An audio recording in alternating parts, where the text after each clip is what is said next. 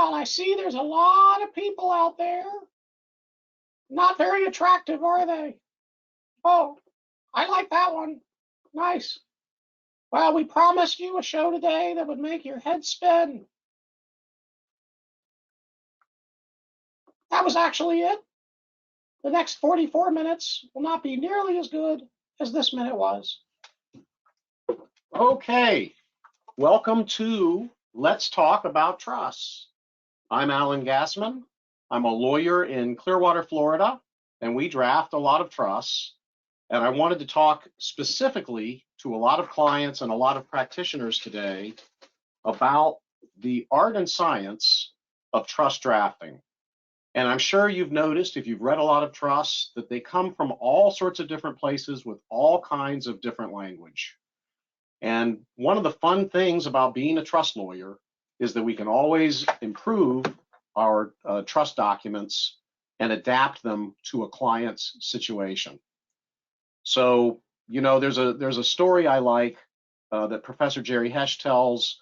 He explains to a client why they need a particular kind of trust, how he has selected the trust, and how much the trust will cost. And the client says, well, why does the trust cost so much? It's just a form. And Jerry says, because it's the correct form for you. But actually, we will often spend many, many hours custom drafting a trust for clients who know the difference. And we spend a lot of hours improving our trust forms. So that's what we want to be talking about primarily today. As always, this presentation does not qualify for continuing education credit. 1 hour after I'm finished, you will automatically receive a copy of the webinar. I apologize that we have not sent you the PowerPoint. It will be sent on Monday. Quite candidly, no one working today knows how to send it. So Kelsey is at a wedding, and I hope the wedding's going very well. If you would like to ask a question, you can go to the question panel and you click on that little triangle to the left of questions, and then that will open up for you, and you'll see a place where you can ask a question. And I'll try to answer all the questions. If it's a hard question, I may pretend that it didn't come in, but for the most part, I will share my knowledge and lack of knowledge. These webinars are being put into our YouTube channel. So if you search Alan Gassman YouTube, you'll come to this, and we have a row, the top row, on estate tax planning, and then we have another row on charitable planning, which is a passion. So, and then there's other rows as well. So hope you enjoy them. One of the presentations that we get a lot of good feedback on, and that was pretty thorough, was hot topics for estate tax planners. And we gave this for the CPA Academy. If you go to the CPA Academy website, you can join for free, and you can see this 60-minute webinar. There's no continuing education credit, but the table of contents of what we cover is here on page 8. Now, you may be able to just click on this thing on page 8 and register it, or maybe it shows it to you for free. I'm not sure. I know it's free. It's just a matter of how you get into it. And we have a lot of archived programs at the CPA Academy. On Wednesday, June 16th, Jerry Hesch will join us with a representative of St. Petersburg College, and we're going to talk about life insurance planning, including term life insurance for charitable and non-charitable purposes. So please consider joining us for that. Questions from the audience. Assume a trust owning only stocks and bonds is initially formed by the grantors in a state with a very long rule against perpetuities. For example, South Dakota has a 999-year rule against perpetuities. Florida's 360 years, Nevada's 365 years. Later in time, a change in the trusteeship occurs, and the new trustee is in California. California says that a trust located there will be subject to their rule against perpetuities. I don't know the answer to that, but I'm pretty sure you're stuck. You need to maintain a South Dakota or Nevada or wherever you start trustee. Even if you add another trustee, I think you need to keep the trust situs in that jurisdiction for it to go longer. But, you know, if California allows 99 years, I really won't know the answer to that question until 99 years from now to know whether California might change its law. So call me then and I'll be glad to answer. Question 2, the client is giving all of her estate to charity. That's great. I assume a small part's going to the law firm that helps her, though. To enhance the bequest, I suggested that she form a charitable lead unitrust to obtain an income tax deduction to offset her income. To enable future additions for future charitable income tax deductions, a CLUT is implicated as well as having a greater gift component compared to a CLAT. Jerry did a good article on the math of this. To manage the income, a single member LLC owned by the CLAT will be utilized. Under the, and I think the reader here or the questioner may be confusing charitable remainder unitrust with charitable lead unitrust, because under the revised Uniform Principal and Income Act only distributions to the NIMCRUT. Okay, we're going to talk about this later. I'm sorry I didn't read this before, but we'll talk about this at the end. But you will get a charitable deduction if you do form a charitable lead annuity trust. All right, page 15. This applies to a lot of the people attending this and to all of the practitioners. You have a wealthy individual named Fred Flintstone, and he would like to set up an irrevocable trust to use a large part of his $11,700,000 exemption or to do a large installment sale this year. And the first part of the conversation is he will put it all into a spousal limited access trust, which we call a spousal beneficiary trust. So he can make an $11 million donation to this trust. He can also sell a discounted interest in his company to the trust using non-voting stock. And he can know that his spouse will be able to benefit from the trust, so he can indirectly benefit. But he then asked me, what could go wrong here? And my first answer was, because of the way the Internal Revenue Code was changed in 2017, you may not ever be able to toggle off grantor trust status. And he said, what does that mean? And I said, that means that you may have to pay the income tax on the income from this trust for your whole lifetime. And then he said, well, what if I get divorced? And I said, that may still have to occur. Well, we can draft the spousal limited access trust to say that she or the other spouse will no longer be a beneficiary. It splits in half, but that spouse is still going to be a beneficiary as to the other half. Well, he said, how do I handle that? Well, one way would be to fund a descendants trust only and not have as much in a spousal remainder trust. And the second way may be to get a post-marital agreement where she agrees that if this happens, you get divorced and you're paying income tax on that trust's income, she would have to pay you back for the tax out of her own assets.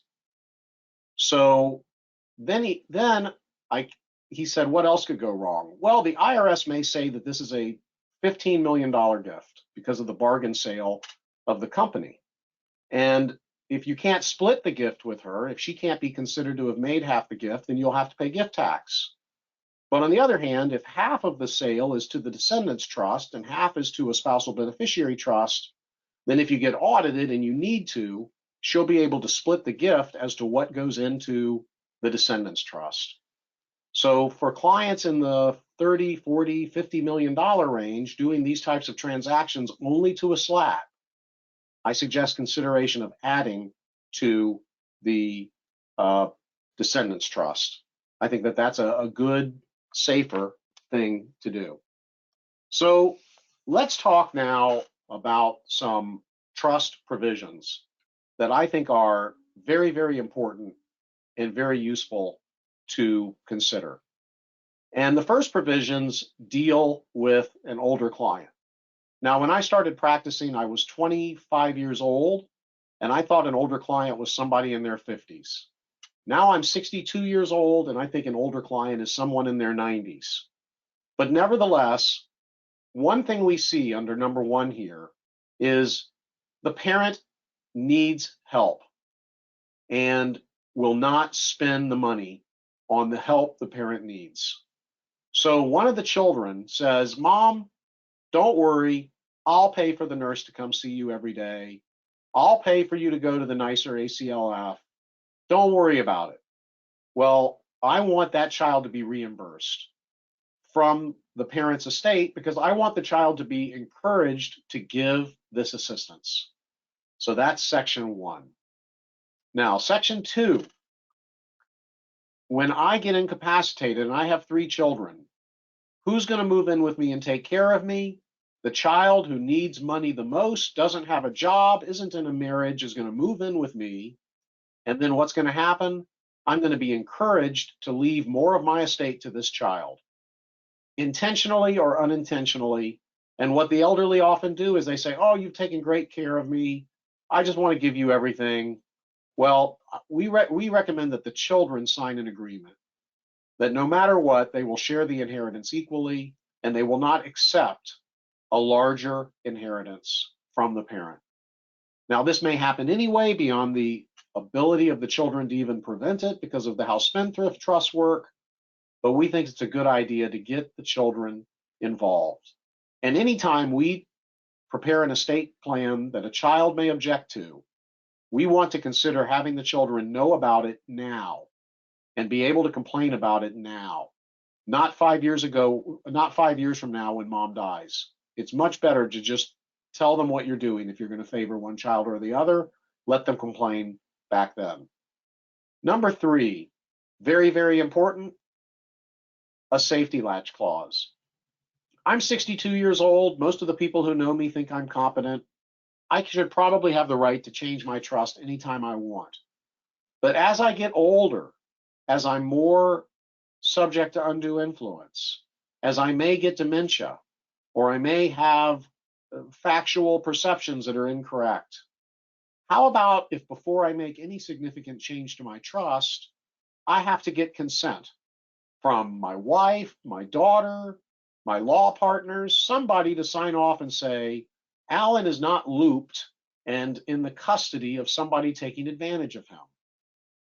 But then what if I have a falling out with those people? Well, then I should have the ability to go and find 2 psychiatrists or 2 neurologists or a neurologist and a psychiatrist to give me a mental exam or a series of exams and make sure I know what I'm doing.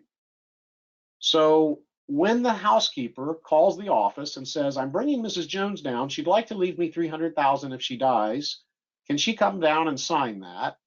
I can say, well, I need a signature from her daughter and her son or 2 neurologists. Can you go ahead and arrange that? And then the housekeeper commonly says, oh, never mind.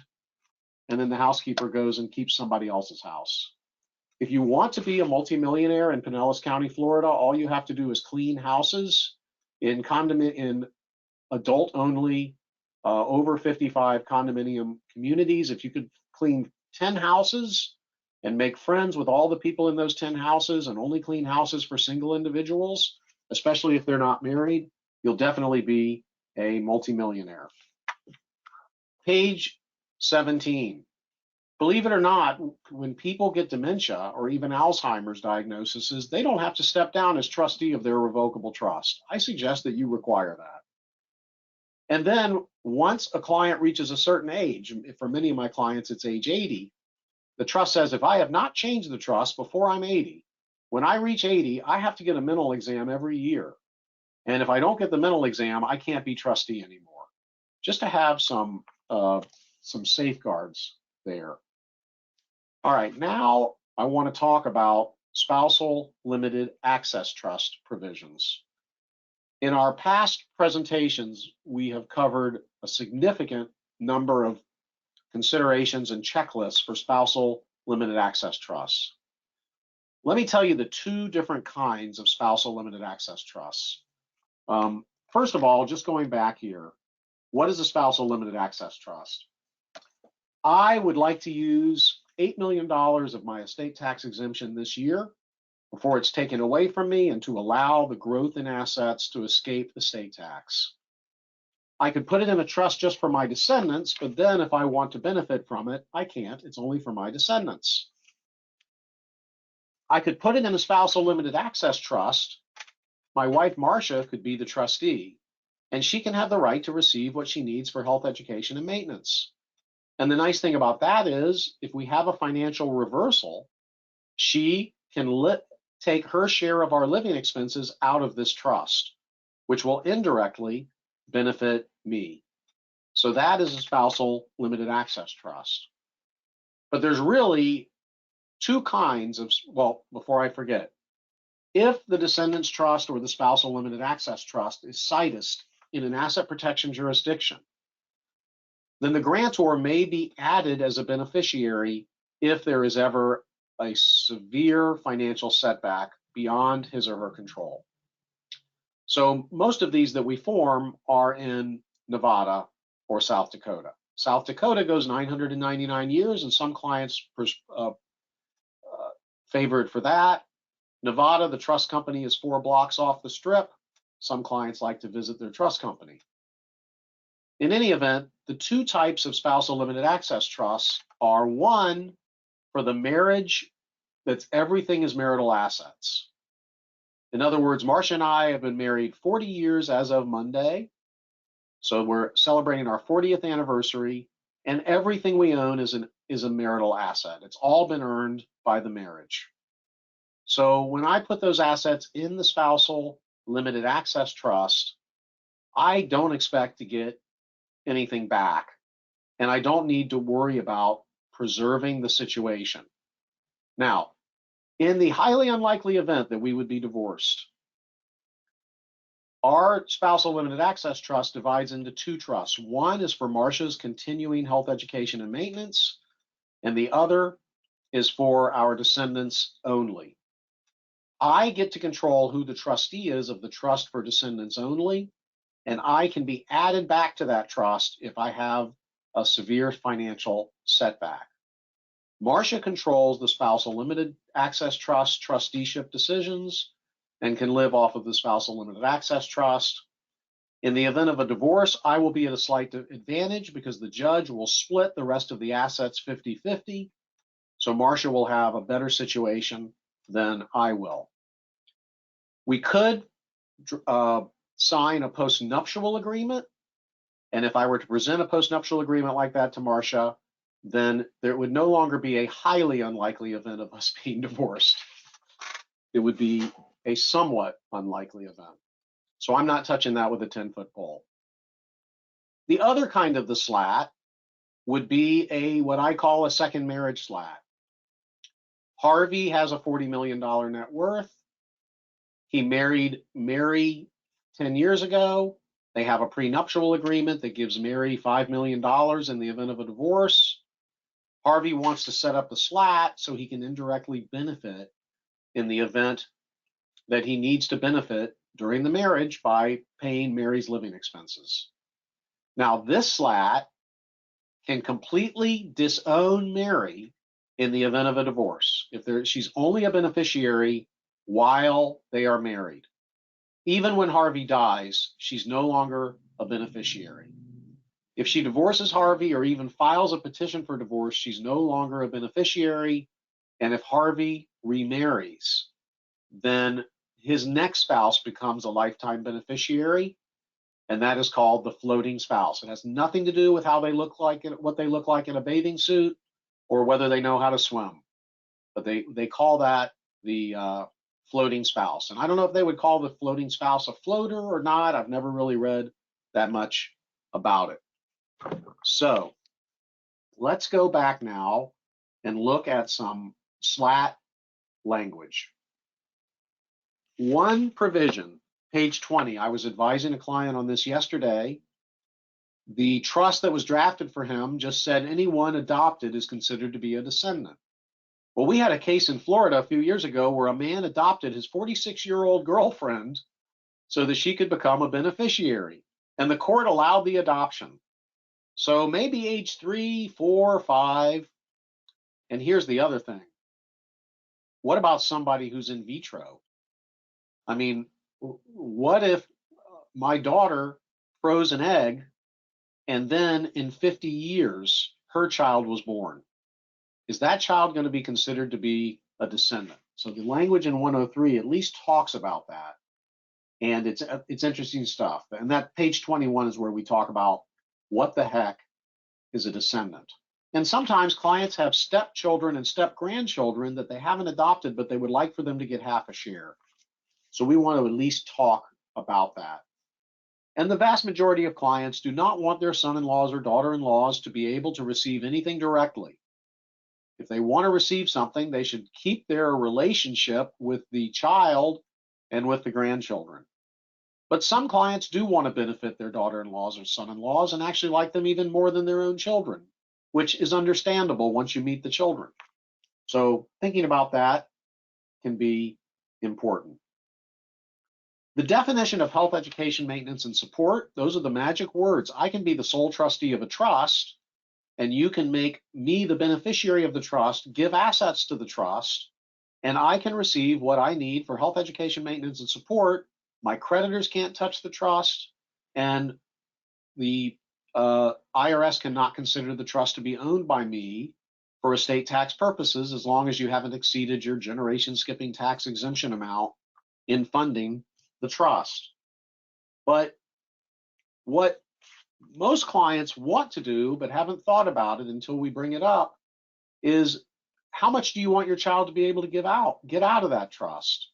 Do you want them to live responsibly, or do you want them to retire on the death? I've seen plenty of people retire on the death of their surviving parent at all ages, age 23, age 25, age 43.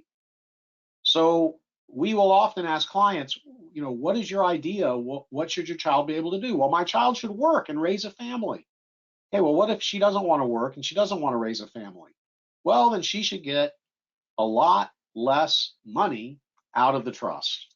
So you have some customized language here on page 23 that was written specifically for a client. It's not language that we're normally using, but it shows you what a client would like to do. And most clients say, go to school and stay in school until you're mature. Other clients say school's not important. So I think it's important to ask that. And then on page 25, very, very popular among very wealthy clients. Children who will be the beneficiary of a trust with $100 million in it, but they cannot receive more than $15,000 a month, plus what they need to raise their children. Because as Robert Heinlein said, one of my favorite authors, don't ruin your child's life by making it easy. So these types of provisions are incredibly important. And leaving assets outright to a child or a grandchild can be a personal suicide venture for them. So consider this language or language like it. And if you're in Florida, you want to put in this last paragraph on page 27 because it reads really cool. All right. The next thing is the power of appointment.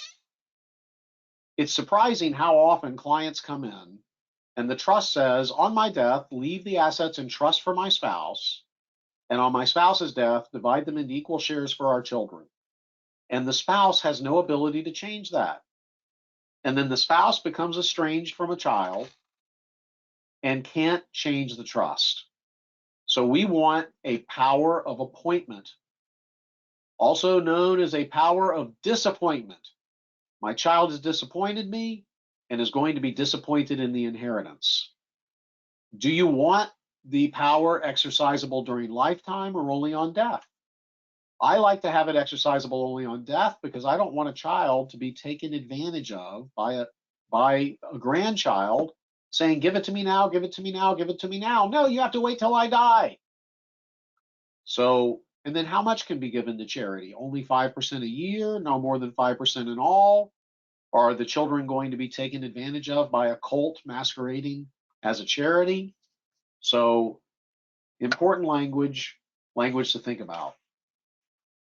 If you form a SLAT and you want to be able to what we call toggle off defective grantor trust status so that the trust pays its own taxes, then you have to make sure that distributions to the grantor's spouse are only permitted with the approval of an adverse party.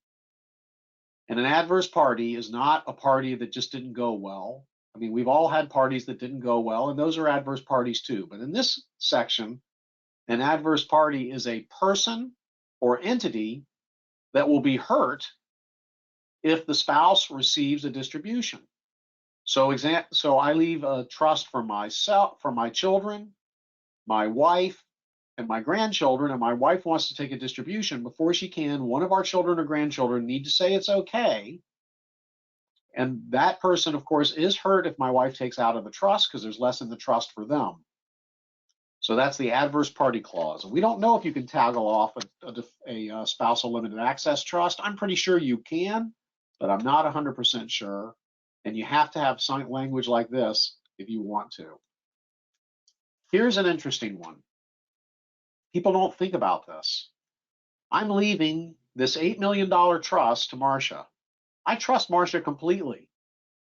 How do I feel about her next husband? Well, I don't know him yet, but I would hope that he would be willing to agree to never sue to get access to that trust and to never sue and get more alimony than he would have otherwise gotten if it weren't for the existence of that trust.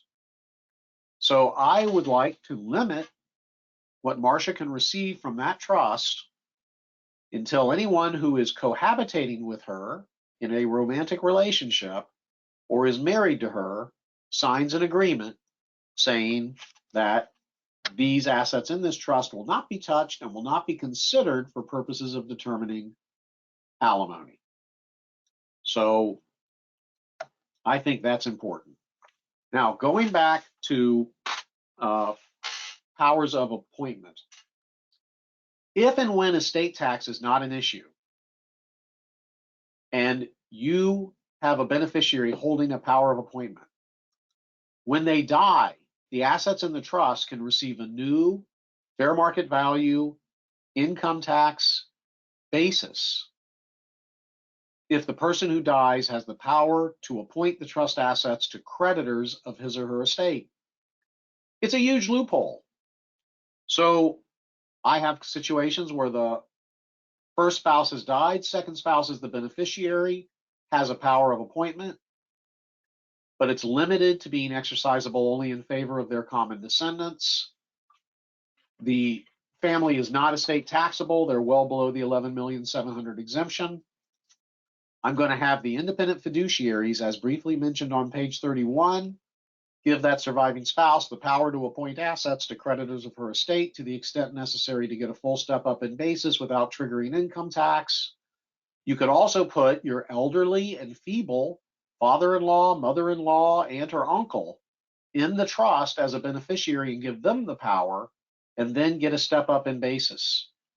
So a very good technique. And by the way, don't try this at home with the language I'm giving you. The language I'm giving you is somewhat incomplete, but it gives you some of the core language that we've been using for these types of situations. Very important, and I gave you all the language for this because I'm willing to share it. It was all customized at, quite candidly, pretty high expense by 2 or 3 wealthy clients who really wanted to look close at what you do for an addicted beneficiary. And this would be normally an alcoholic, a drug addict, or a gambleaholic. Those are the 3 things we see. And what we found was that many addiction specialists say that if you can keep somebody straight for 60 months, they have a very good chance of making it. So our language for this, which I guess I have it later in this deck that you'll find, but our language on this says, first of all, the beneficiary needs to submit to any and all tests requested. There's a committee of advisors who are addiction specialists who advise the trustee. The addicted beneficiary receives a very low standard of living until 60 months of sobriety. Yes, rehab can be paid for, halfway houses can be paid for, the family can be supported in a reasonable manner.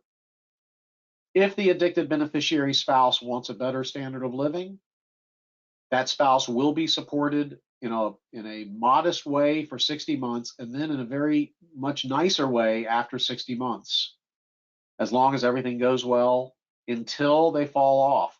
And when they fall off again, then they go back for another 60 months. It is not an easy situation to deal with an addict, but these things should not be ignored, and we have seen them work pretty darn well. As addicts get older, and as they finally find a significant other or spouse who would like to share in the trust, if they can keep the addict in proper conduct, there can be hope. Okay, trusteeship. I am not a big fan of allowing the spouse to be a sole trustee of a large trust, especially after the death of the first dying spouse. The surviving spouse is often in a fog, very upset, and really, quite candidly, not thinking so straight.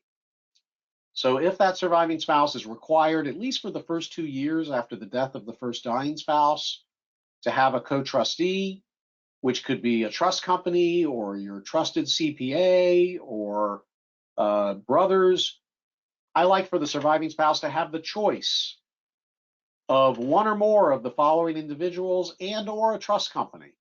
And it doesn't have to be an expensive full service trust company. Vanguard and Fidelity and Charles Schwab trust companies have no frills trust companies, or at least you'll know that the investments are being handled responsibly and that the spouse will have someone to talk to and someone to make sure that everything's done properly. And most clients actually would prefer to have a co-trustee. You know, if my spouse died and I married a new spouse who was very aggressive financially, I would be able to say, I'm sorry, I can't make the decision. You got to go talk to Vanguard Trust Company or go talk to our best friend. He's my co-trustee and he's not so easy to convince. So these things are very important.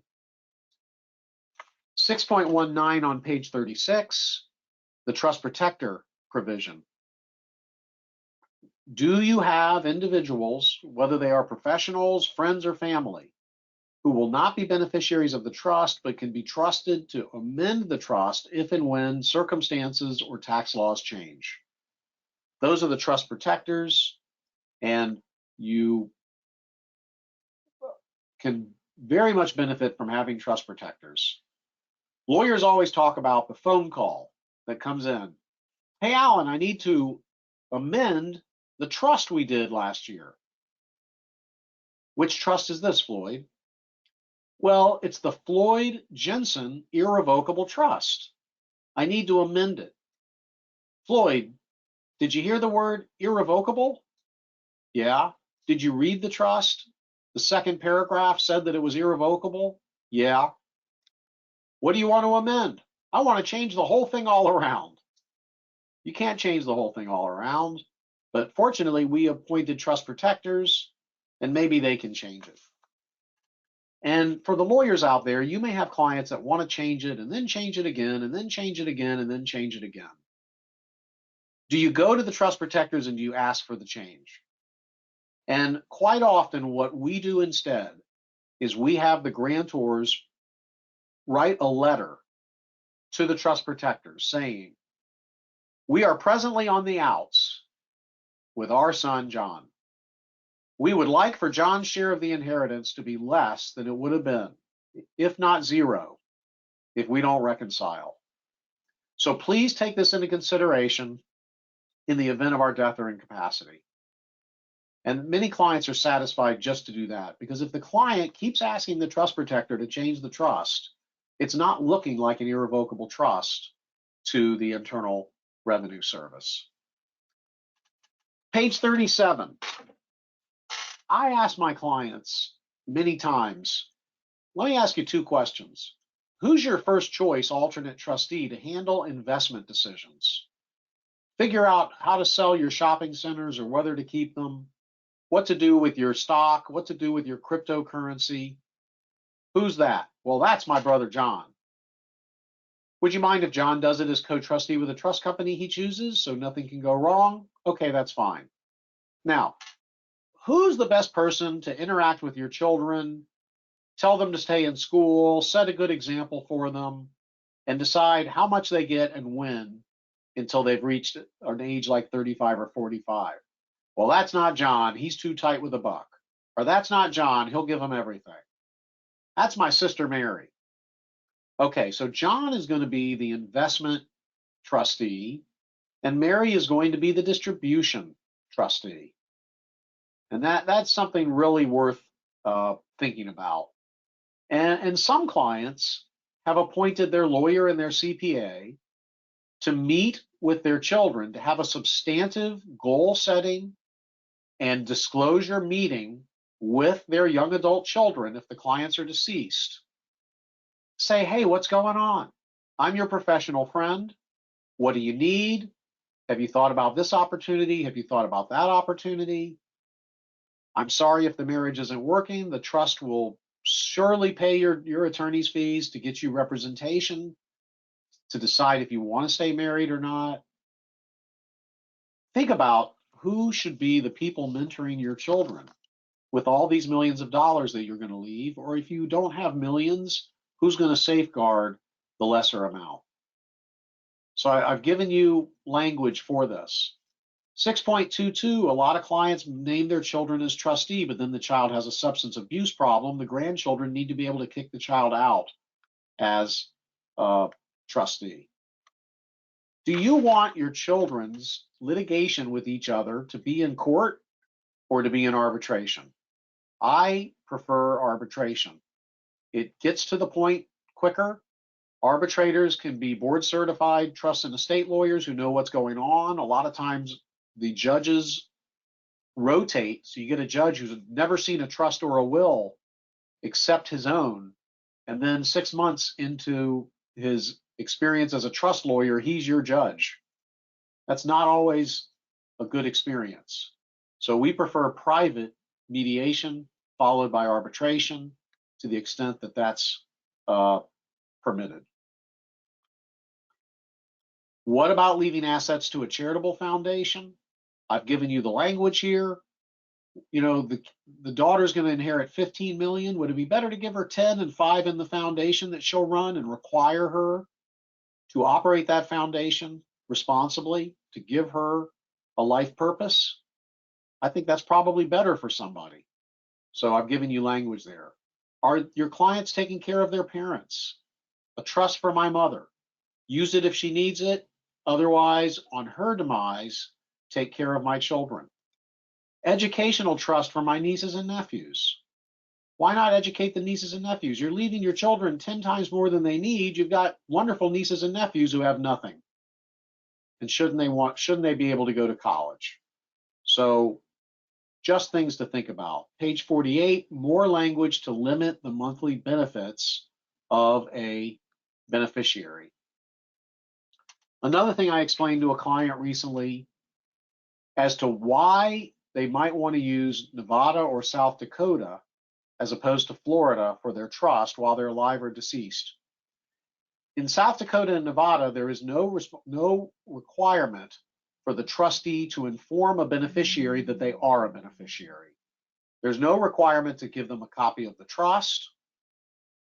In Florida, if a beneficiary hires a law firm and a forensic accountant to sue the trustee of a trust that the beneficiary is the beneficiary of, and the beneficiary loses the lawsuit, if the beneficiary otherwise doesn't have money to pay for their representation, guess who pays? The trust. That doesn't happen in South Dakota or Nevada.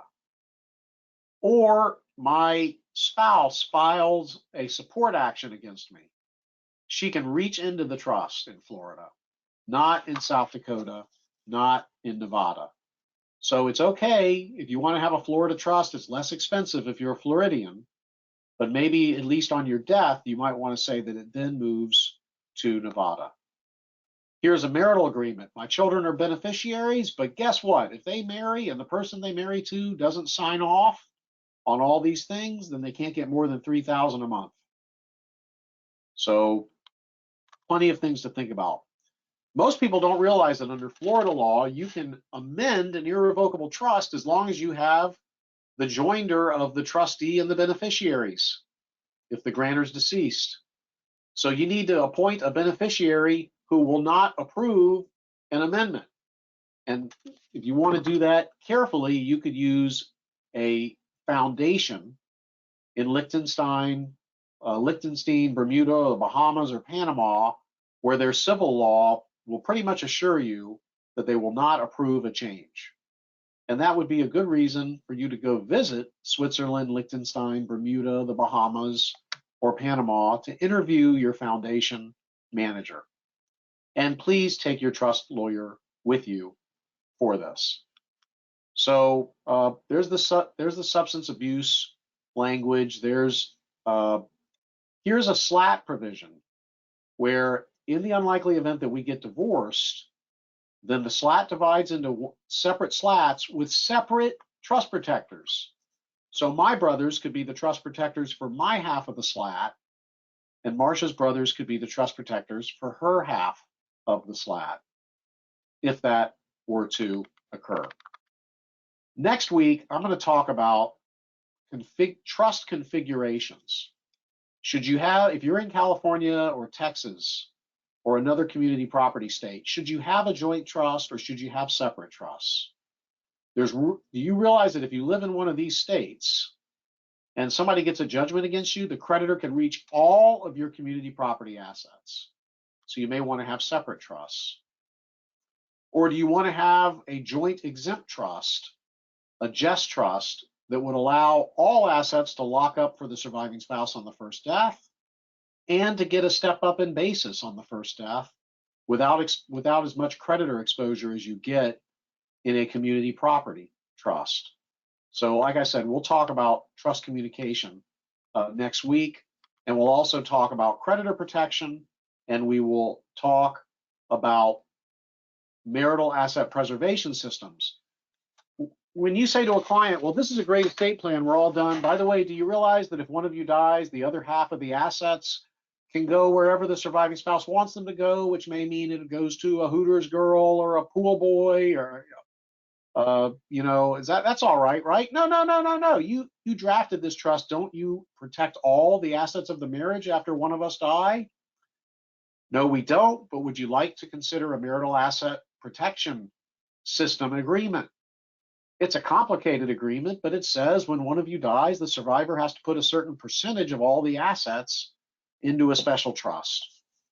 So that's the way that works. Okay, let me go to the Charitable Lead Annuity Trust. So I'm going to answer a couple of questions I have here. Then I'm going to talk briefly about what a Charitable Lead Annuity Trust is. And then I'm going to talk about a charitable remainder unitrust and answer the questions that individual has been asking me, which are really, really good questions. So would you insert similar safety latch language, such as in slides 16 and 17, in a durable power of attorney? Well, Jill, that's a really good question. We used to provide durable powers of attorney that would say, I appoint my brother Bob to be my agent if I'm ever diagnosed with a mental incapacity or kidnapped. And Florida in 2011 passed a law that said you cannot have that type of power of attorney. The power of attorney has to be live on signing if it's a Florida durable power of attorney. And then there's 7 things that your agent can't do unless you initial next to all 7. And you can't just initial once for all 7. You got to initial all 7 places. So what we do instead is we have an escrow agreement. The power of attorney says this power of attorney will be of no force or effect unless it is physically delivered from the law offices of Gassman, Crotty, Denicolo, PA, to the agent, and a certification of delivery has been signed. And a copy of this power of attorney will be no force or effect unless there is a certification of delivery. So that's how we handle the durable power of attorney. Jill's second question. have you had success with the safety latch clauses? Yes, we have.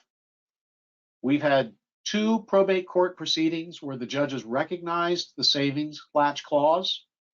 We've had at least 10 to 20 experiences where the safety latch clause caused families to think much more carefully about what they were doing. We've had at least 5 or 6 situations where somebody tried to change the amendment and simply were not able to. Other lawyers accept these, and judges have accepted them. I see no reason why they would not apply. Can you provide information specific to single people with adult children or persons already divorced? And yes, everything I've talked about here will work for a single person, regardless of whether you are divorced or not. But for the single person, get your asset protection together. You don't want to lose everything if you're in a car accident. Make sure you have your assets in vehicles where they'll be protected from creditors, and think carefully about who your agents will be in the event of incapacity. For example, healthcare power of attorney. Often people appoint somebody who's warm and fuzzy and caring. And you know what? When I'm in intensive care and I may not be getting the best care and I need a second opinion and the nurse is ignoring me, I don't want someone warm and fuzzy and caring as my agent. I want somebody who will yell and scream and care about me and ask for a second opinion and has good skills and is not intimidated. A lot of people appoint their children in their early 20s to be their healthcare agents.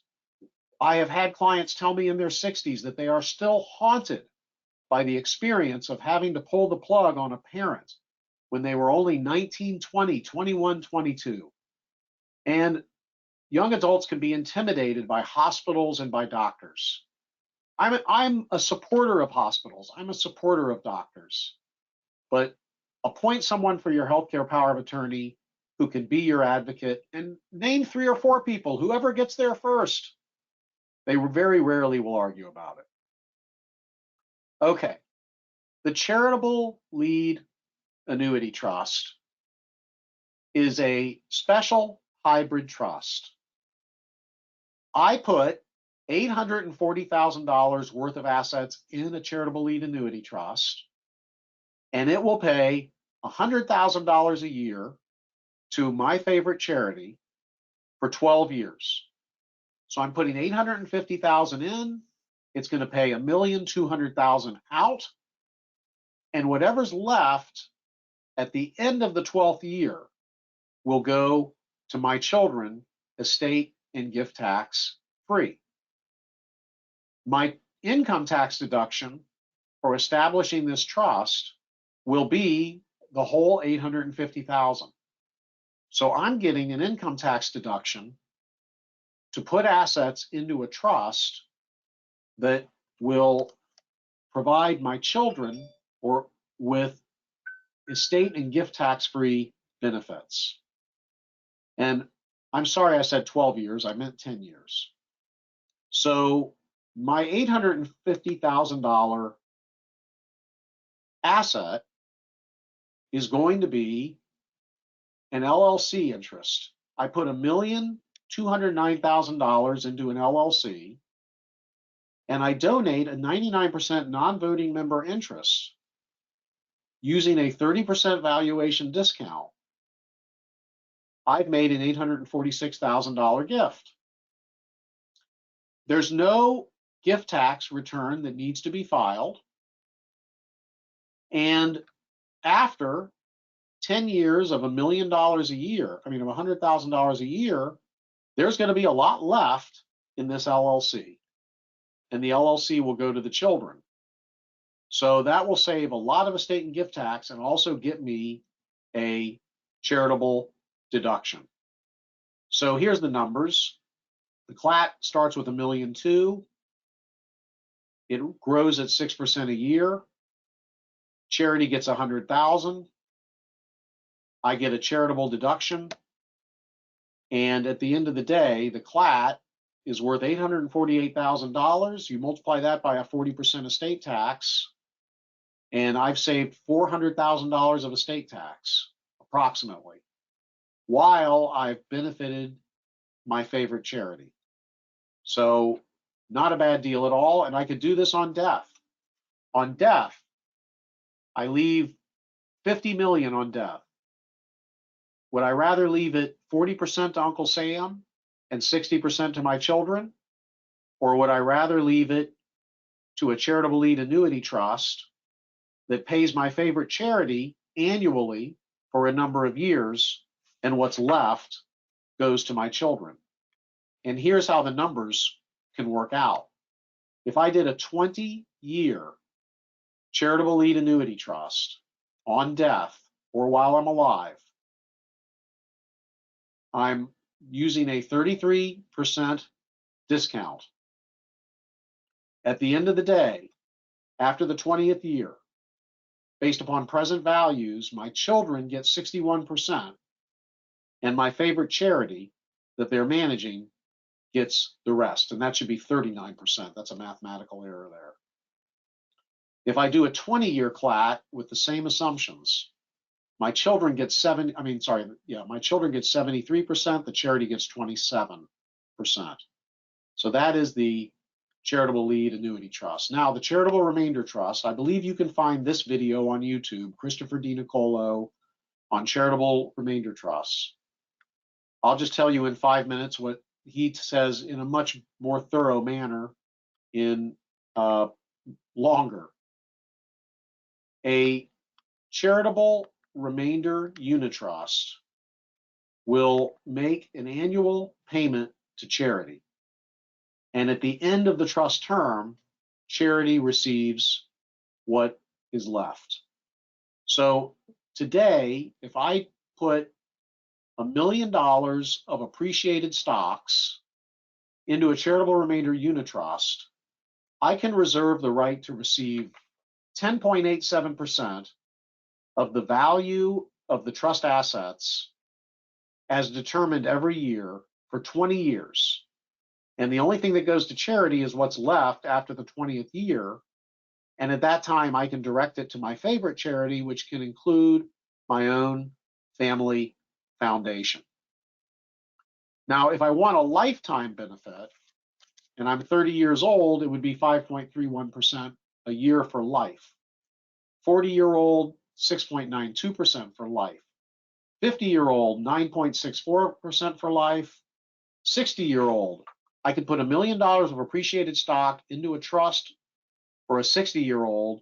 She could receive about $150,000 a year for life if the trust keeps up. And if I do it on 2 lives, 2 60-year-olds, they can get 9.1% a year of the value of the trust for life. These numbers assume a 10% charitable value. So I would put $1 million into the trust. I would get a $100,000 income tax deduction. That's going to save me about $40,000 of income taxes. And then I'm not going to have to pay the income tax when the stock is sold. So let's say that I have a company worth $1 million. I'm about to sell it. It cost me nothing to set it up. Would I rather pay a 23.8% income tax on the sale of that company? Or would I rather pay no income tax and then just pay the tax as I get the money over a period of 20 years? And what if I live in California or Massachusetts or New York? I could sell the asset this year, put it in under the charitable remainder unitrust, pay no tax, move to Florida or Texas, and then get the payments and pay no tax. So that is the simple charitable remainder unitrust. But and here's some numbers, and I'll be glad to send you spreadsheets if you ask for spreadsheets as to how the numbers would typically work on the unitrust. Now, what I want to go to is the flip NIMCRUT. And the flip NIMCRUT is pictured here. With the flip NIMCRUT, to oversimplify, I put the $1 million into the trust. The asset is sold soon after for $1 million. I don't pay any income tax. The charitable remainder trust reinvests it. It does not pay any income tax. And in year 14, I decide that I'd like to take a lot of money out. I flip the switch, and that's why it's called a flip NIMCRUT. And at that time, the trust owes me about 75% of the value of the trust assets. The way this is calculated was that in year 1, it was worth $1 million, and it owed me, remember, about 11%, but I didn't get it. So it owes me $110,000 for year 1. Year 2, let's say it was worth $100,100,000. You multiply that by 11%. That's about $121,000. You add that to the $110,000. Now it owes me $231,000. Year 3, it's worth $1.3 million. It owes me 11% of $1.3 million. That's about $130,000 or $134,000. You add that. The wonderful thing about these regulations is that you don't have to subtract out the amount it owes you. So by the time you get to year 14, it owes you a tremendous amount of money. And what happens is the charitable remainder unit trust says only pay the grantor an amount equal to the income the trust recognizes. Well, if the trust, and that's what this is, a NIMCRUT here, owns an interest in an LLC, and the LLC owns the asset, when the asset is sold, the LLC receives the income. But under the income tax rules, until this blocker entity makes the distribution to the charitable trust, there's no income. So I'll say it again. I take my $1 million worth of appreciated stock, and I form a charitable remainder unit trust. The charitable remainder unit trust owns a Delaware LLC, and I give the $1 million in stock to the Delaware LLC. The Delaware LLC sells the stock. For income tax purposes, that's considered to be a sale by the NIMCRUT, and the NIMCRUT is not subject to income tax. But for state law accounting purposes, there is no income considered to have been received by the NIMCRUT unless or until the blocker entity makes a payment to the NIMCRUT. So because the NIMCRUT has not received any income, it hasn't received any distributions from the Delaware blocker entity, for the first 14 years, no income tax has been paid. So then in year 14, the blocker entity makes a distribution. That's income to the NIMCRUT. The NIMCRUT owes me a significant amount of money. It pays me. I pay the tax then, unless I want to donate it to charity. So at that point, we don't want it to be a NIMCRUT anymore. We want it to be a straight 11% a year CRUT to get the most out of it, to leave the least for charity. And the trust agreement says that it will flip from being a NIMCRUT to being a regular 11% straight payment CRUT if and when the asset owned by this separate LLC is ever sold. This could be a vacant lot, a promissory note from a friend, cryptocurrency.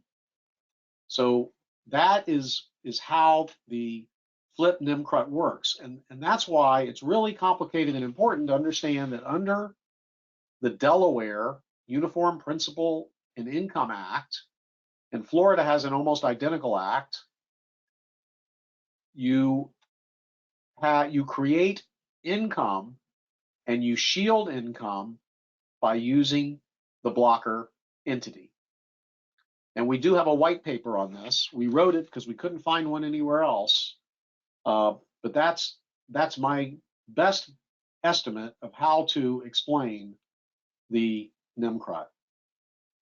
And the results of a NIMCRUT versus no CRUT. In this example, and we have the spreadsheets to back it up, if the client did no planning at all, they would have ended up with $2,492,000. But with the NIMCRUT, the client ends up with $2,664,000 and the charity ends up with $242,000. So if capital gains rates go to 40%, we're going to see a lot of NIMCRUTs. And the NIMCRUT is also a good beneficiary for an IRA or a pension, because you have to pay taxes now. If it's not going to your spouse, you have to pay taxes now within 11 years of death for most IRAs. But if it goes to a NIMCRUT, you wouldn't have to pay any tax for the first 14 years, and then ratably from year 14 through 20. The last thing I'll mention on going back to my picture on the NIMCRUT is that look what we did here. The client established an irrevocable dynasty trust. It may have been a slat. We've done them under slats. Then the dynasty trust bought an asset, so it's out of the client's estate for federal estate tax purposes.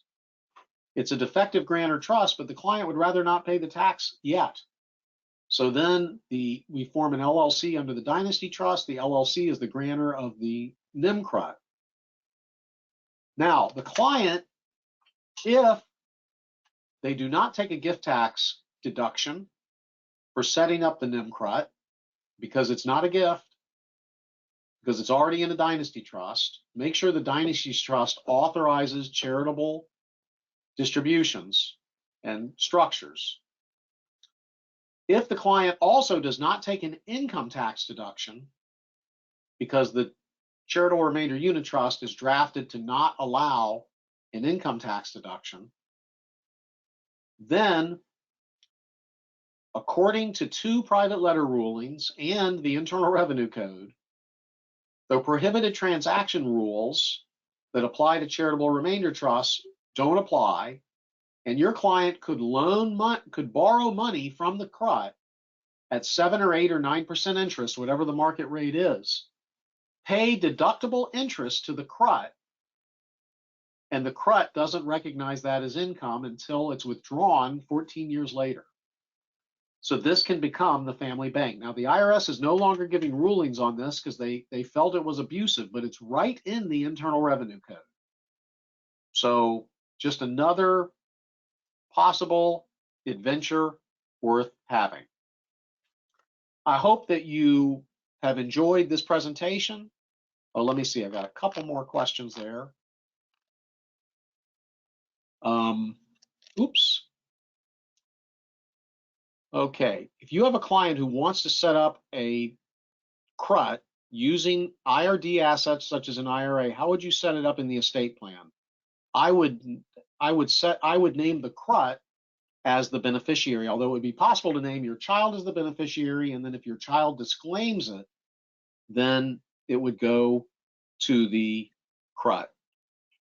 Okay, and Paul, who asked the question, prefers to name the CRUT as the primary beneficiary of the IRA. You could name your revocable trust as the beneficiary and then have the CRUT open up in the revocable trust. We believe that that is fine.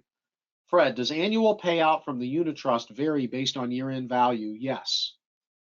You could do an annuity trust where the payment is equal, but you usually come out better with a unit trust if the assets are going to grow in value. So as Monty Python said, if you enjoyed this presentation half as much as I did, then I enjoyed it twice as much as you did. I'll be back next Saturday to talk about structures. We've got about 200 attendees for this, which is one of the reasons that I continue to give it. Please do share what you receive with anyone you like. Hold your friends close and your enemies closer, as they say. And we will see you next week. Have a fantastic rest of your Saturday. And thanks again for joining us.